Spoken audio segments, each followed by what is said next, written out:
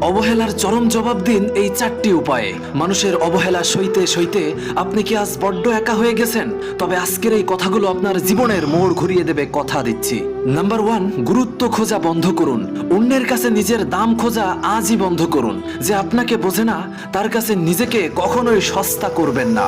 Number 2, শক্তি সঞ্চয়। মনে রাখবেন, অবহেলা আপনাকে ভেঙে দেওয়ার জন্য নয়, বরং মানসিকভাবে শক্তিশালী করার জন্য আসে। তাই ভেঙে পড়বেন না।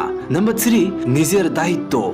অন্যের হাতে নিজের হাসি খুশির চাবিকাঠি তুলে দেবেন না। নিজেকে সময় দিন এবং নিজের খুশির দায়িত্ব নিজেই নিন। নাম্বার 4, আত্মসম্মান। আপনি কি সেই মানুষ যাকে হাজারবার অবহেলা করলেও বারবার ফিরে আসেন? তবে জেনে রাখুন, আপনি নিজের পায়ে নিজেই কুড়াল মারছেন।